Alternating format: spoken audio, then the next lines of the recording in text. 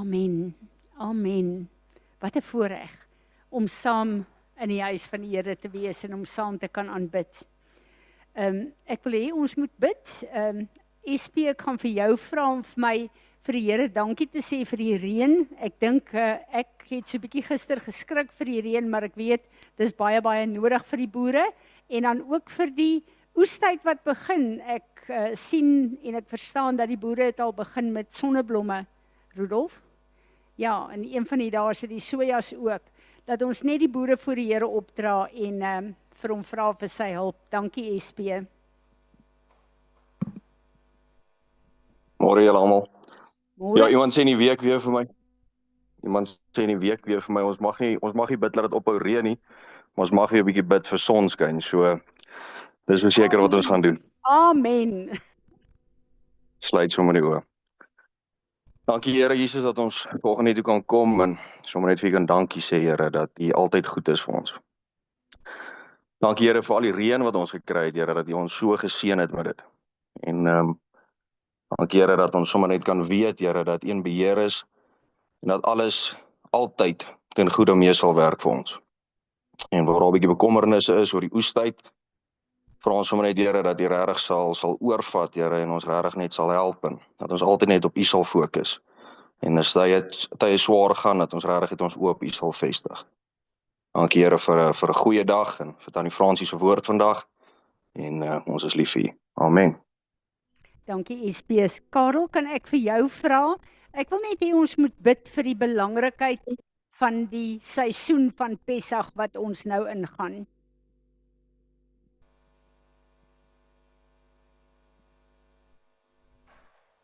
Haai, môre, ja almal. Môre. Maar dankie dat ons net voor U kan kom aanbel en maar soos ons weet, is dit 'n tyd van preparation om die lewe wat ons moet agterlaat, moet uitsoek en in die preparation van Pessach en die voorbereiding daarvan, maar om so intentioneel in te druk daarbey dat ons sal weet en saam met U daai paadjie kan stap om te sê, maar U is die God.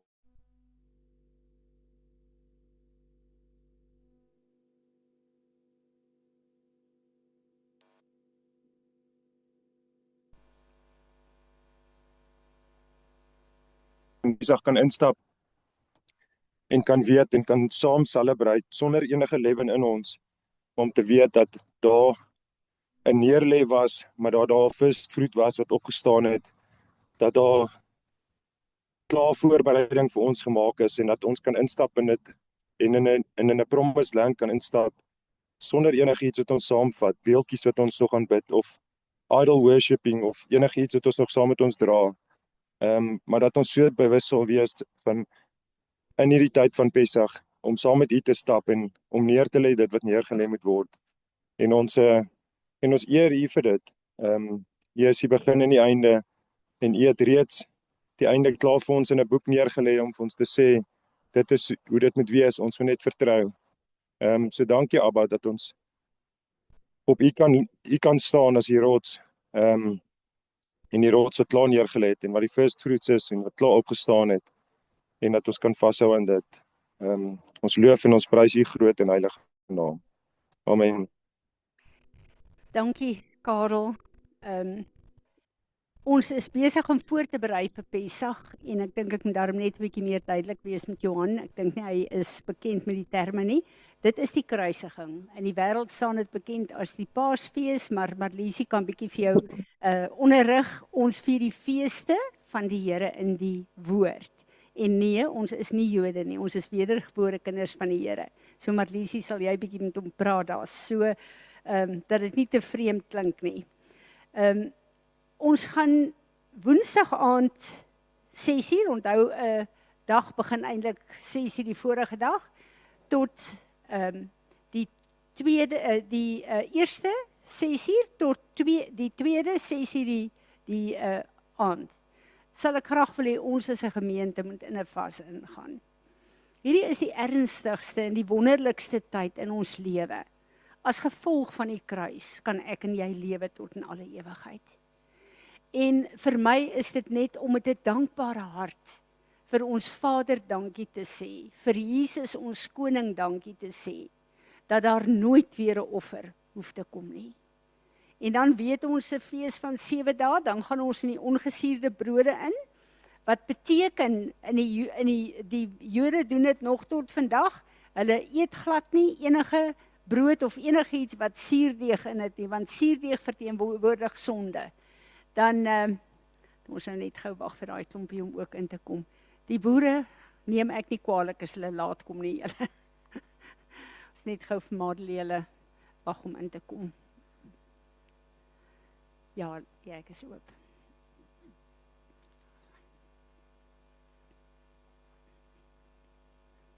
Ons hulle in die moederskamer in. Môre Madeleine julle, ons is so bly julle is hier en julle kon dit maak. Ons is besig om te praat van oor Pesach, wat dan nou begin.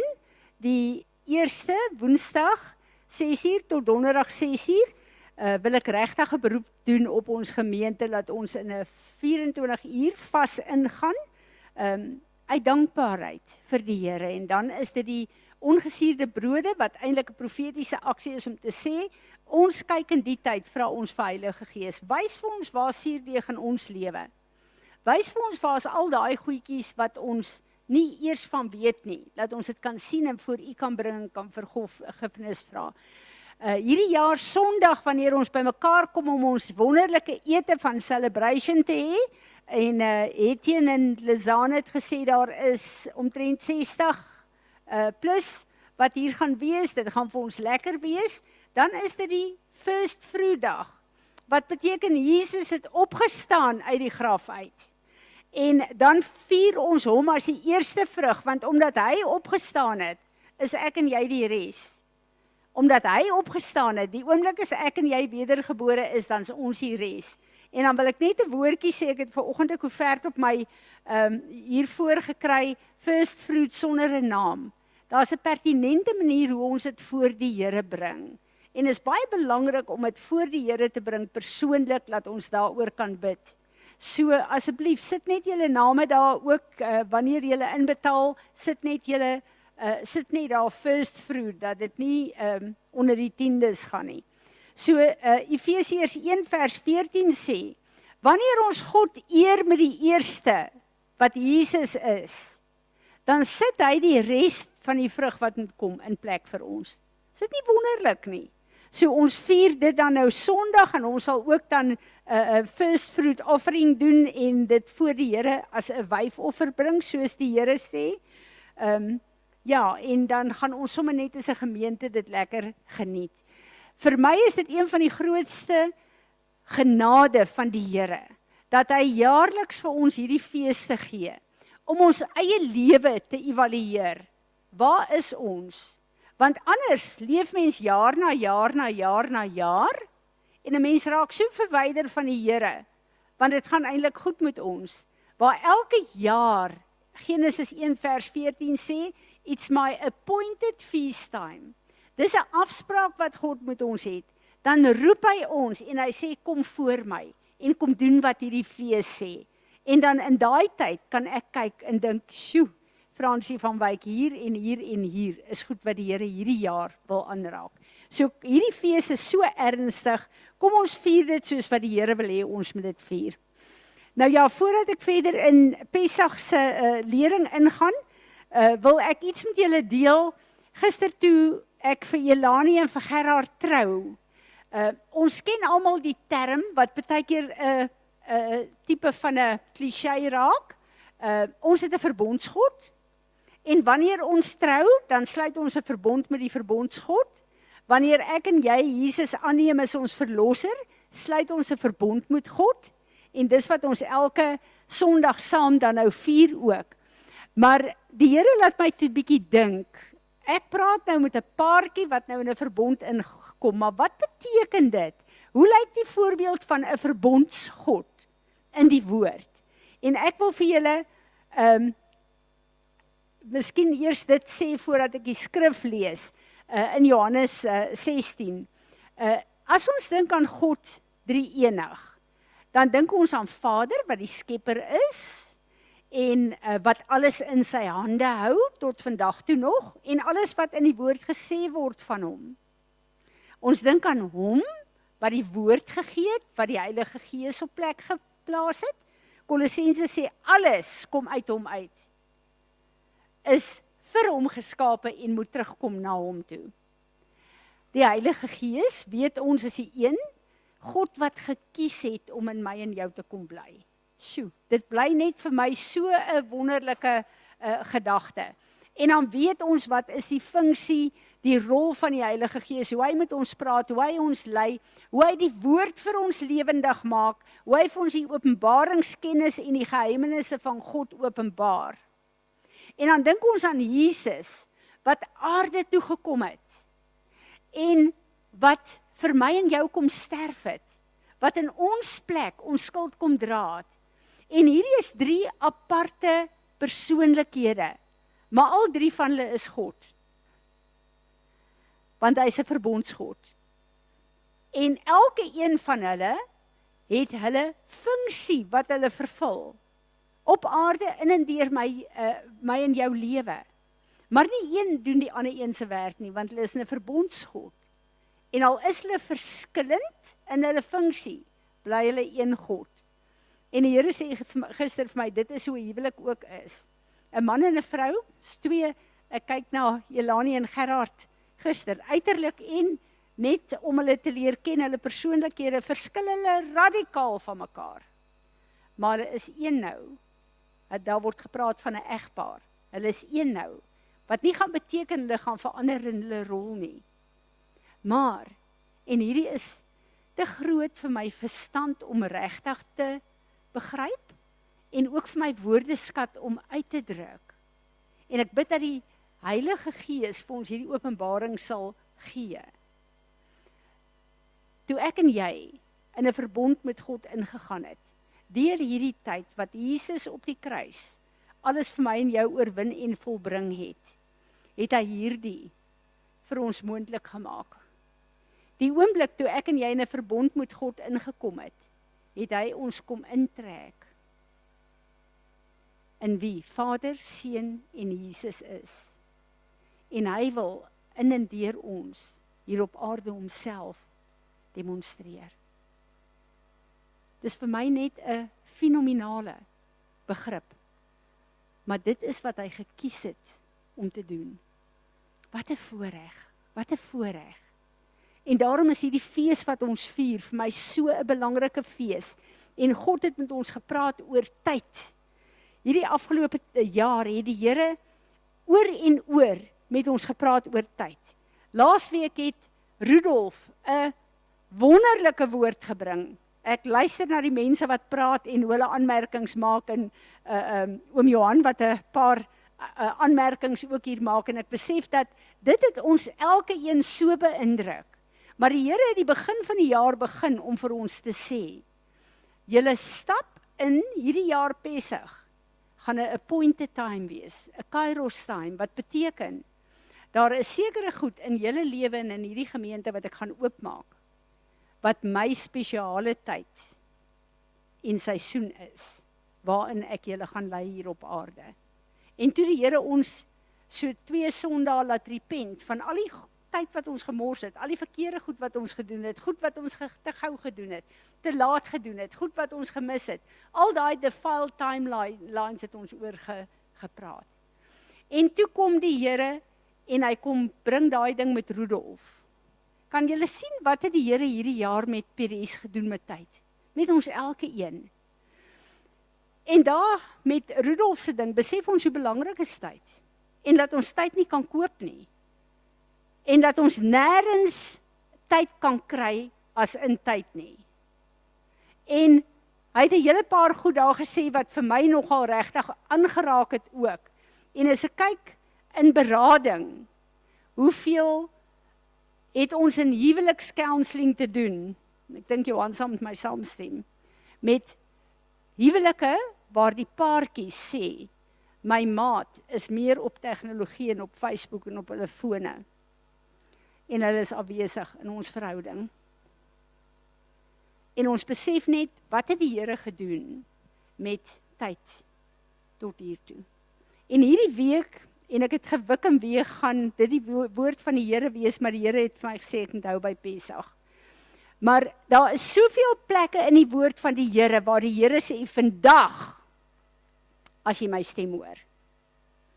Waar die Here kom en die belangrikheid van een dag, as ons een dag se tyd, en dit gebruik, soos wat God dit vir ons gee, kosbaar en effektief, dan is ons lewe in oorwinning.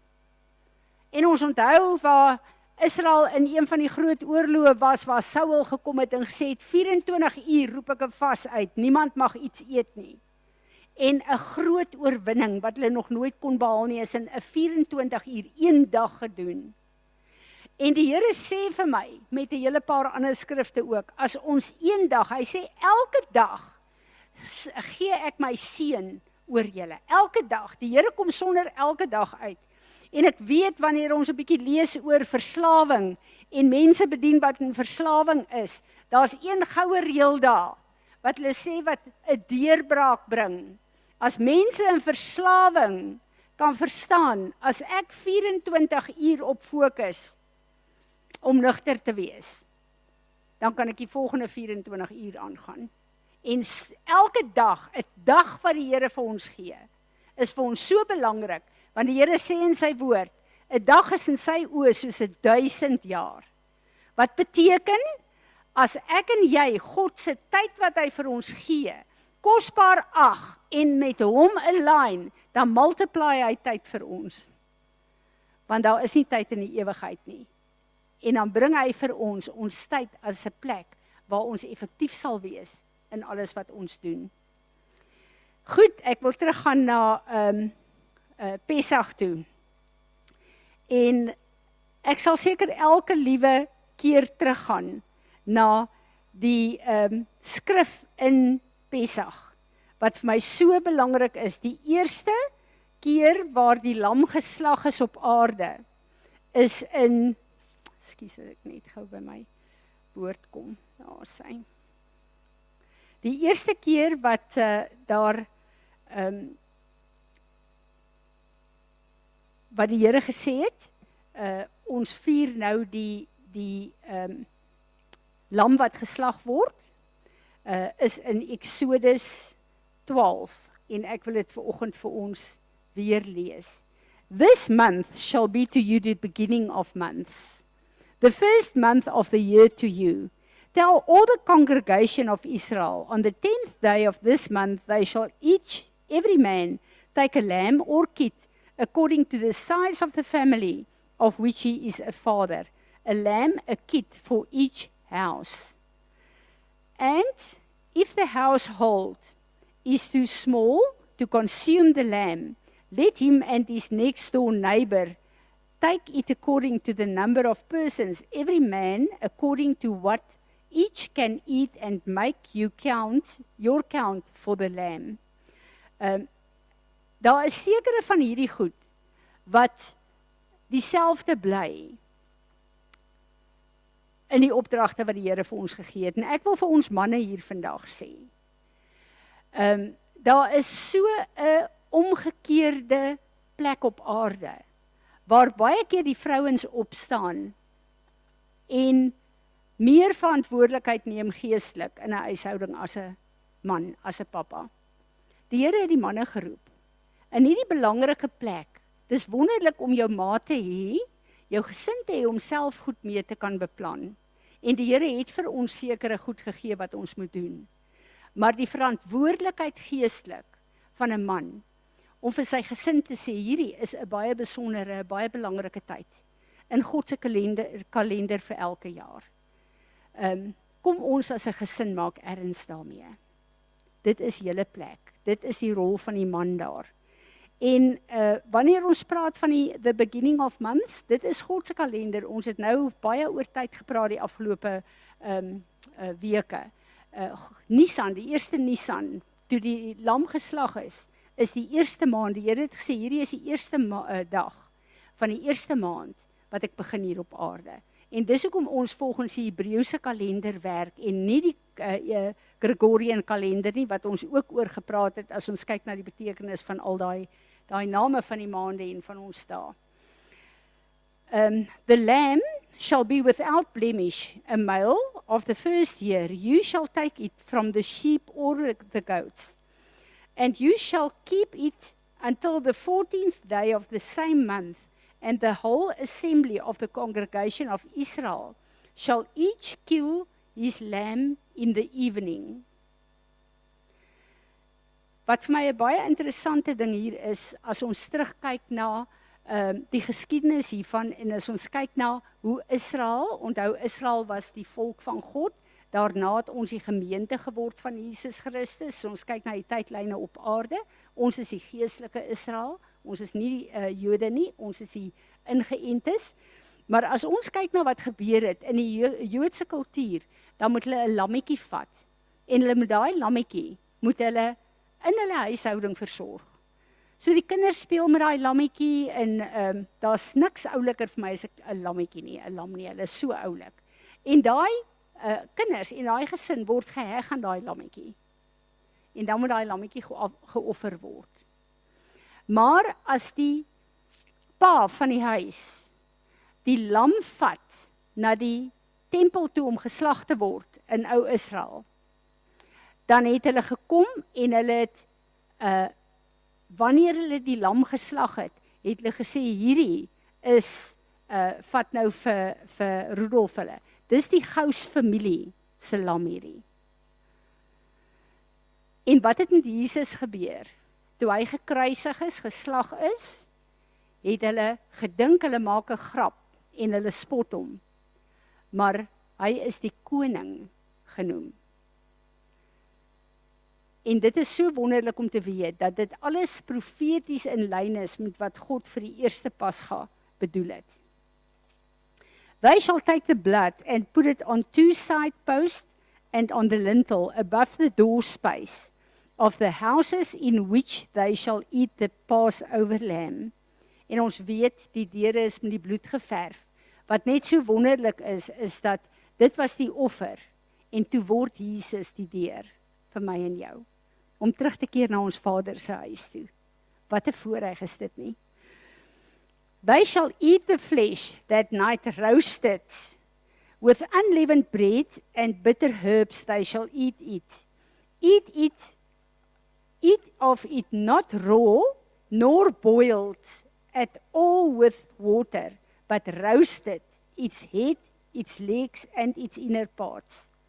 Het julle al gedink, hoekom is daai lam, hoekom is hy in die vuur gebraai word, en nie gekook word nie? En natuurlik mag ons nie rou vleis eet nie, dit is gewoonlik wat die afgoderry doen om bloedoffers te bring en rou vleis te eet. Ons God is 'n verterende vuur. En enigiets wat ons na hom toe neem, ook onsself, 1 Petrus 1 vers 7, sit God van tyd tot tyd in die vuur.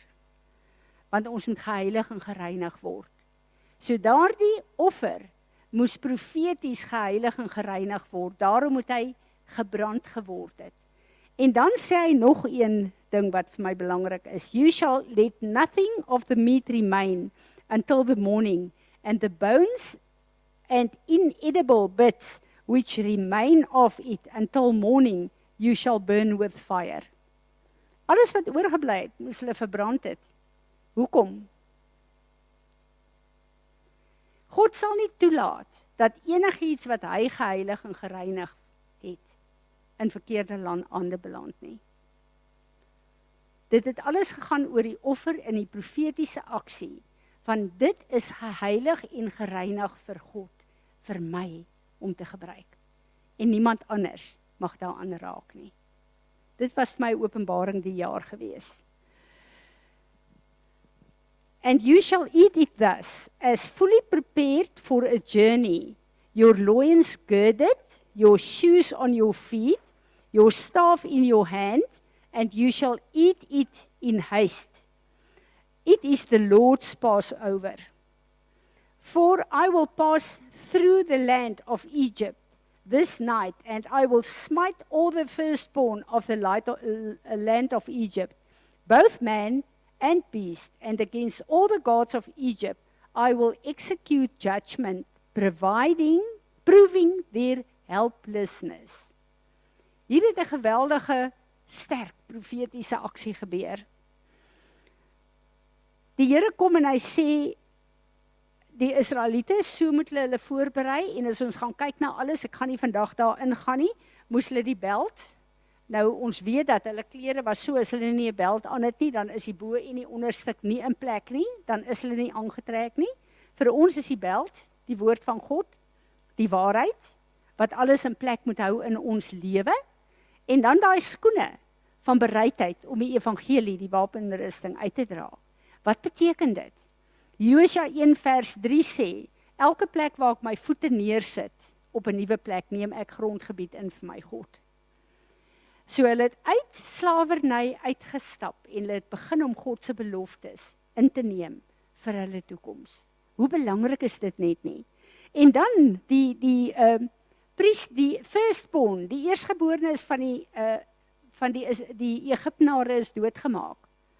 Wat is die eerstgeborene?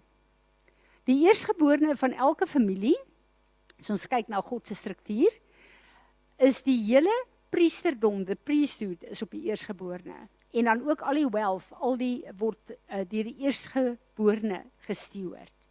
So dit is die rol van die eerstgeborene. Dis hoekom die Here sê, wanneer daar eerstgeborene is, hulle behoort nie aan die gesin nie, hulle behoort nie eerste plek aan die Here.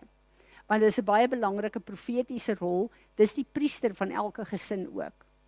God het gekom en hy het al die priesters van Egipte doodgemaak. Want hy het teen hulle gode gekom met al 10 daai pla, nê? En gewys hulle is kragteloos. En toe kom God na al die hele priesthood uit. Want 'n priester is die een wat kontak het tussen jou God en tussen die mense op aarde. Dit is net vir my so fenomenaal. En in hierdie tyd kom Jesus en hy word die offer. En toe hy opgestaan het, wat Sondag gebeur, wat ons vier, het hy gaan sit aan die regterhand van ons Vader, as die hoëpriester tot in alle ewigheid. Wat verklaar daar? 2 Petrus, ek en jy is die priesters van God. We are a royal priesthood. Want ons hoëpriester sit in die regterhand van ons Vader. En ons wedergeboorte is net die deur waar ek en jy ingaan. Daarna het ons as priesters en konings van God 'n groot rol te speel hier op aarde. Want ons hoëpriester het gaan sit omdat sy werk op aarde afgehandel is, maar hy bid elke dag vir my en jou. Hy doen intersessie vir my en jou, dat ek en jy ons roeping in God sal vervul, en sodat Vader die eer sal kry. Wat 'n wonderlike voorreg, ek lees klaar. I am the Lord, the blood shall be for a token or a sign to you upon the doorpost of the houses where you are. When I see the blood, I shall pass over you, and no plague shall be upon you to destroy you when I smite the land of Egypt. And this day shall be a memorial. You shall keep it as a feast to the Lord throughout your generations. Keep it as an ordinance forever. Dis die woord van die Here, en hy sê, omdat julle die bloed op julle deure gesmeer het, Israel, ek en jy is op die plek waar Jesus die deur geword het. Dis nie net meer bloed op 'n deur nie. Hy het die deur geword. En omdat dit gebeur het, sê hy, geen van hierdie plan, geen van hierdie goed sal ons ooit weer tref nie. Wat 'n voorreg het ek en jy om in hierdie tyd te kan lewe. Maar dan kom hy en hy sê, hierdie fees wat ek hier ingestel het, is my verbond en my opdrag vir julle tot in alle ewigheid. Nou daai woordjie in alle ewigheid is vir al die generasies wat nog kom, die woord daar is, ek dink is olam in die Hebreëus, wat beteken, daar is nie 'n einde aan nie. En wat vir my vanoggend so tref toe ek hierdie woord weer lees, is dat hy sê het gaan vir ewig wees. Dit wil sê, besef julle dat elke jaar as ons die feeste vier, is ons besig om goed te doen wat ons in die hemel ook gaan doen. Ons gaan nie ophou as hierdie dimensie verby is nie. Ons gaan dit tot in alle ewigheid, forever, for eternity, gaan ek en jy dit kan vier. So ek en jy is besig om hierdie fees te vier en God te eer, wat ons ook gaan doen as ons nie meer in hierdie dimensie is nie. Ek is so bly ons het soveel jare om te kan oefen. Dis vir my so wonderlik. So ek moet vir julle sê dat die plek waar die Here sê, ons moet gereed maak, ons moet dit vier, ons moet sorg dat wanneer ons dit vier, wanneer ons dit hierdie paaslam eet, dis hoekom ons volgende week het ons lekker skaapboude wat ons eet, ons vier die celebration van die lam wat die Here gesê het, slag, maak gaar en eet dit. Dit is 'n profetiese aksie daarvan. Maar ek en jy is besig om dit in 2026 te doen. Hoeveel lammers dink julle is van Exodus 12 af geslag elke jaar? Profeties. Hoeveel bloed het gevloei op hierdie aarde totdat die tyd gekom het dat sy bloed gevloei het. En ons kom loskoop het uit die hand van die vyand.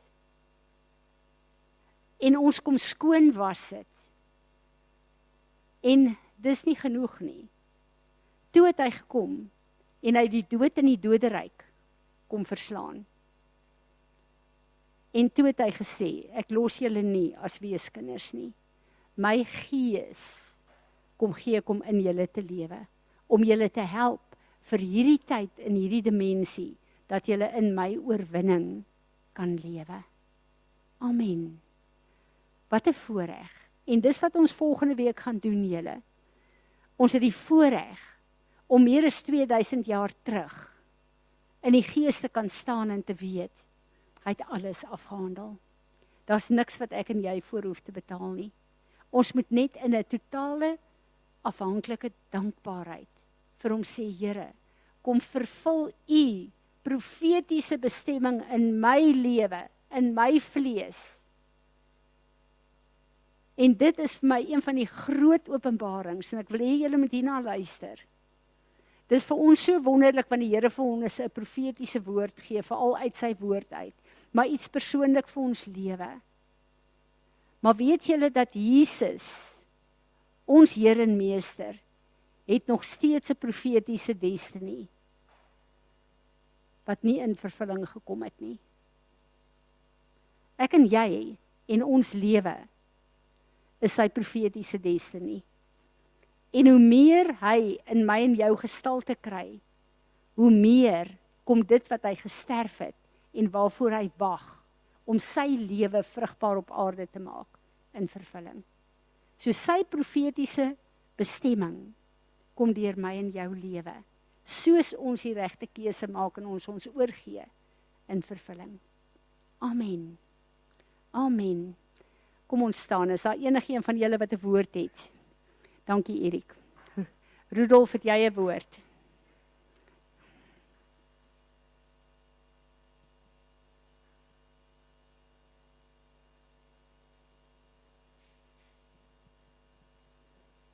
Vroeër die week het ek so 'n bietjie op 'n journey gegaan wat ek weer 'n klomp verskillende plekke gelees het in die Bybel.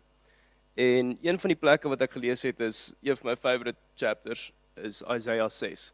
Ek dink ek het 'n paar weke terug ook daaroor gepraat en julle sal my baie hoor daaroor praat want daai vers of daai chapter as jy veral dit in jou lewe inbid, hy verander nogal jou lewe. Anyway, wat ek genoteer het hierdie keer en dit het my opgekom toe ons geworship het vanoggend. Veral die liedjies wat gegaan het oor holy, holy, holy is the Lord Almighty.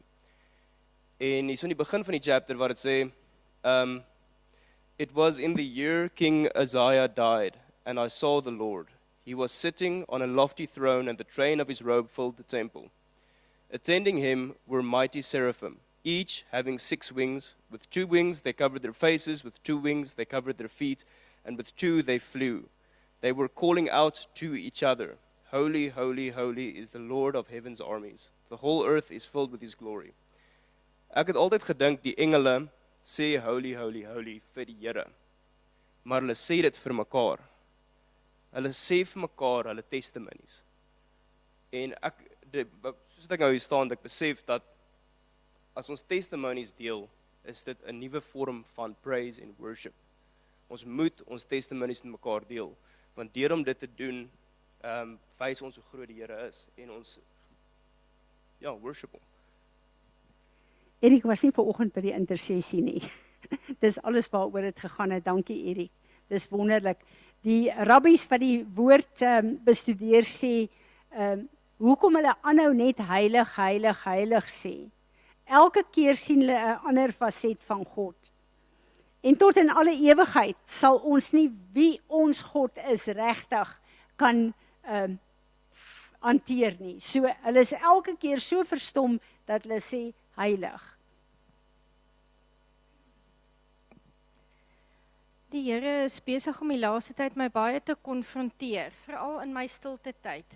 Van, is my hart elke oggend align met hom, of is ek daar en ek gaan net deur emotions? Want ek dink in ons besige dae kan ons net deur emotions gaan. Jy staan op, jy doen jou stilte tyd, jy doen al die regte goed, maar waar's my hart? En ek ervaar vanoggend ons worship asof die Here weer sê, oppas om net deur emotions te gaan. En ek dink vir ons vir Pesach die jaar ook, oppas dat ons net deur emotions gaan, en dat ons regtig elke dag opstaan met 'n verwagting en 'n afwagting om die Here te ontmoet. En dit is 'n ingesteldheid, en ek besef, die Here konfronteer my met dit, om te sê, elke oggend as ek opstaan, verwag ek om die Here te ontmoet. Amen. Nog iemand? Ek wil graag hê dat ons die oorwinningslied gaan sing na die verbondsmaal, Natasha. Dankie, dan kan ons daarmee afsluit. Petro moes vandag die verbondsmaal doen, sy kon nie, sy is nie daar nie, so Riet gaan dit vir ons doen, al die pad uit Engeland uit. Dankie my kind. Hallo almal. So, kan julle my hoor? So, ek en my sussie, ons het vroeër in die week gepraat oor hoe dikwels voel ons nie waardig om met God te praat nie. Ons het dalk 'n afdag en ons voel dalk net ver van die Here af. En selfs Dawid het soms gevoel dat God hom verlaat het. In Psalm 22 sê hy, my God, waarom het U my verlaat? Waarom bly U so ver wanneer ek roep om hulp, so ver wanneer ek tot U sug? Dan in Psalm 23, net die volgende Psalm sê hy, en ervaar hy die Here as sy herder, en daar is niks wat hy kort kom nie. Ons almal kom op 'n punt in ons lewens waar ons wegdwaal van God, en waar ons soms verslaan en teleurgesteld is en soek na 'n nuwe rigting. En dis hier waar ons moet besef dat God is in beheer van die lewensstorms, en Jesus, die onvoorwaardelike liefde, is altyd met ons. Hy is nooit te ver om ons weer terug te bring na ons ware identiteit en lewensdoel wat hy beplan vir ons nie. En die tipe verhouding wat die Here met ons wil hê, is om elke dag na hom toe te kom ten spyte van hoe ons voel. Hy daag altyd op en wag nie tot ons gereed voel om hom te ontmoet nie. Ek wil graag 'n praktiese oefening met julle deel wat ek by Yami en Donna Winsip geleer het. Dit gaan oor die creative power of the mind. Ons as gelowiges se verbeelding is gesanctify vir God se glorie. Ons superpower as mense is die vermoë om keuses te maak, en ons kan ons verbeelding tot God se eer gebruik, maar dan kan ons ook kies om dit nie tot sy eer te gebruik nie, en dan word dit fantasie. En fantasie lei tot isolasie, duisternis en skeiding van God. En dis wanneer ons die leuns van die vyand glo. Byvoorbeeld, ek is nie goed genoeg nie. En vrees is ook 'n fantasie. Dis 'n fantasie van 'n lewe sonder God. Maar ons is gemaak in God se beeld en sy gelykenis, en dit sluit ook ons verbeelding in. In Jesaja 26 vers 3 sê, you will keep perfect peace those whose minds are you will keep in perfect peace those whose minds are steadfast because they trust in you. En dan in Hebreërs 12 staan daar, fixing our eyes on Jesus, who is the author and the perfecter of our faith. En as ons gedagtes en verbeelding gefokus is op Jesus, het ons perfekte vrede. En dan wil ek graag vir julle prakties wys, hoe kan julle julle verbeelding op 'n goddelike wyse gebruik om met Jesus te konnekteer en te ontdek wat is God se waarheid sodat ons werklik vry kan wees. En dan as ons toegee nou aan fantasie, lei dit tot verkeerde besluite wat kan lei tot isolasie en verwydering van God. Maar as ons verbeelding op 'n goddelike wyse inspann en dit verbind met geloof, help dit ons om te fokus op 'n toekoms met God, volgens Hebreërs 11 vers 1. Now 5 is confidence in what we hope for and assurance about what we not see. Ons moet leer om ons geloof te gebruik om te fokus op 'n toekoms saam met God. Sonder geloof is dit onmoontlik om God te behaag. 'n Praktiese manier om hierdie verbeelding te ontwikkel en om te konnekteer met God en te fokus op die waarheid wat vrymaak, is 'n oefening om God te ontmoet op jou gunsteling plek. Ons breine is so ontwerp dat ons altyd sal neig na die bekende. Wat ook al ons herhaal, ons denke en struktuur van ons brein verander, want ons verstand funksioneer apart van die brein. Jou verstand beheer jou brein en jou brein kan homself nie sommer net verander nie. Wanneer jy dink en voel en keuses maak, vul jy jou ervaring aan en dit word weerspieël in strukturele en funksionele veranderinge in jou brein. Jy bou letterlik en figuurlik herinneringe en wanneer mense hulself sien soos God hulle sien, as sy wonderlike hande werk, veral 'n weerspieëling van sy beeld sien hulle ook wat binne in hulle is en kry ons 'n nuwe uitkyk op die heelal. En dit is ook baie belangrik om die woord te ken. Romeine 12 sê, stop confirming to those old patterns by the renewing of your mind. En hierdie oefening is 'n manier om ons gedagtes te renew en om God se perfekte wil te leer ken. Ons met hierdie oefening kan ons so gereeld doen as wat ons kan, sodat ons brein nuwe patrone kan vorm van geloof wat goed en suiwer en lieflik is en dat ons kan leer om ons oë op te vestig op Jesus en sodat ons kan leer om ons gedagtes gevangene te neem. So in plaas van om julle te vertel van hierdie oefeninge, sal ek dit graag saam met julle wil doen. En dit is belangrik dat wanneer julle dit doen, dat julle gemaklik is. En asemhaling hier speel 'n baie belangrike rol in jou om te fokus. So om diep asem te haal, help jou om jou senuweestelsel te sentreer en te reguleer. En as jou uitasem langer is as jou inasem, stuur dit 'n boodskap na jou brein dat dit veilig is. So ons asem in op 4 tellings en nou asem op vir 7 tellings, sodat die suurstof elke molekuule van ons liggaam kan vul, om ons liggaam te genees en skoon te maak.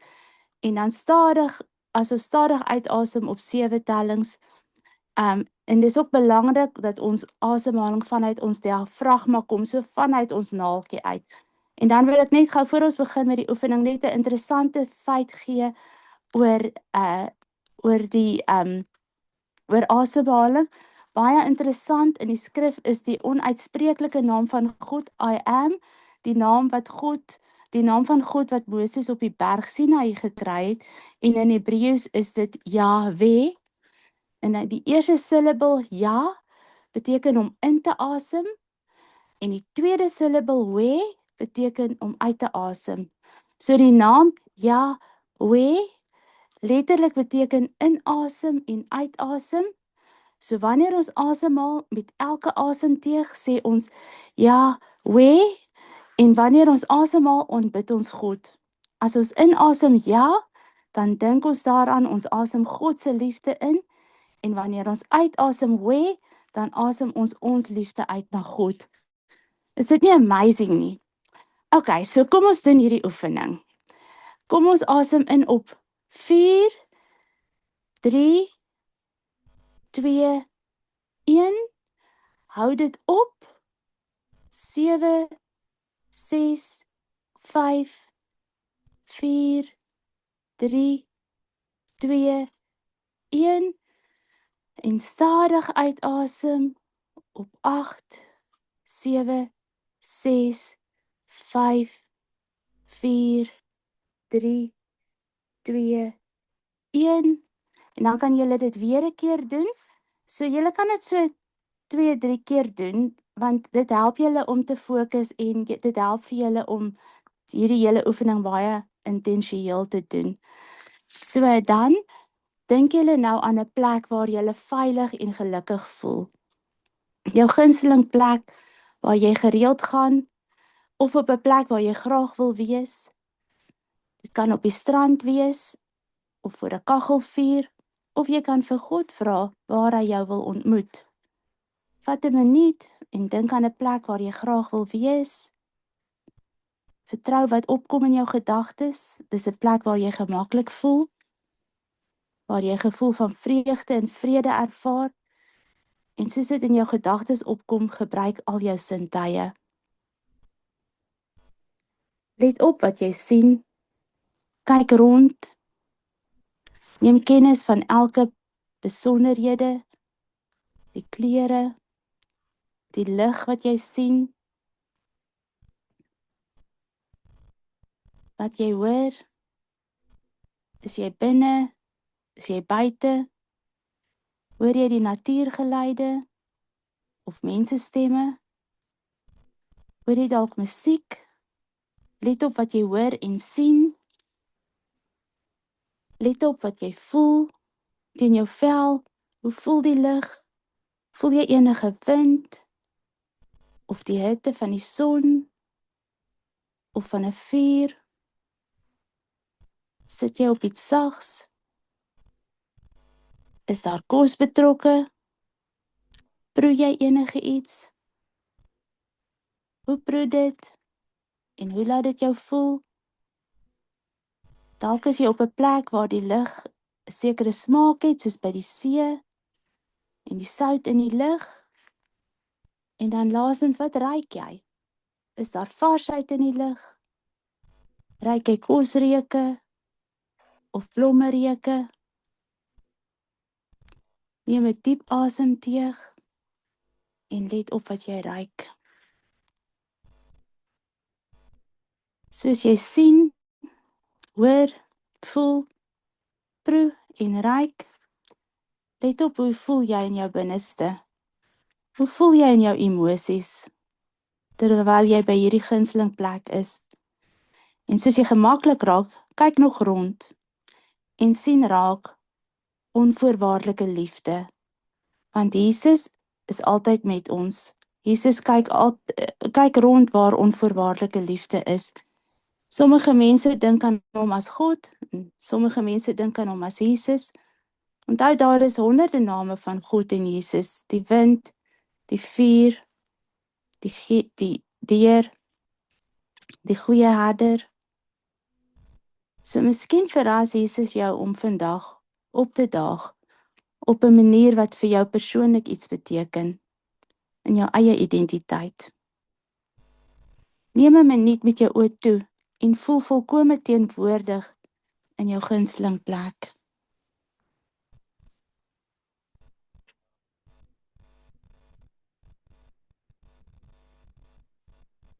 Fokus op hoe kom onvoorwaardelike liefde na jou toe. Probeer om so na as moontlik te kom en te wees aan Jesus, ons onvoorwaardelike liefde. Let op hoe jy voel en probeer so na as moontlik te kom aan onvoorwaardelike liefde. Let op hoe jy voel in sy teenwoordigheid van liefde. Ervaar die Heilige Gees en laat jouself dit voel.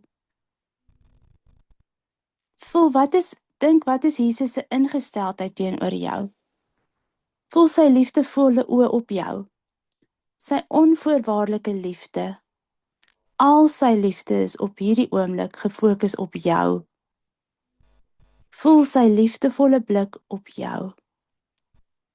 En sit met hierdie ervaring vir 'n rukkie. En let op hoe dit jou laat voel in jou gees.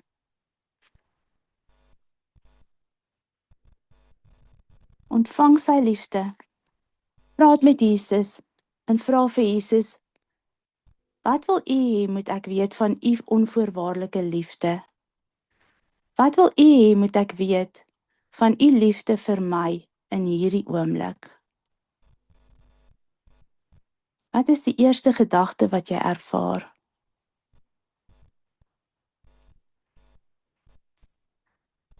Sê vir Jesus dankie, jy ontvang sy liefde. Vra nou vir Jesus, hoe sien hy jou? As jy jouself kan sien deur sy oë. Vra vir Jesus, wys my hoe sien U my wanneer U my ware self sien? Moenie bang wees om te vra nie. Onthou, jy is sy skepping, sy meesterstuk. En die laaste ding is, vra vir Jesus, wat wil hy jy moet weet vandag om in jou ware identiteit te stap? Wat wil U hê moet ek weet vandag om te stap in die waarheid van wie U my geskaap het? Om te wees wie U wil hê ek moet weet oor my ware identiteit. En voel die liefde, al sy aanvaarding gefokus op jou.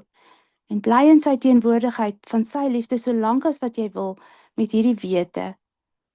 Jy is volkome aanvaar en volkome geliefd.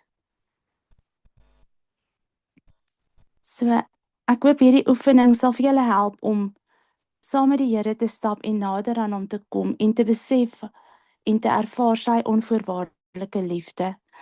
Dankie Jesus dat U altyd met ons is en daar is en dat niks ons kan skei van U liefde nie.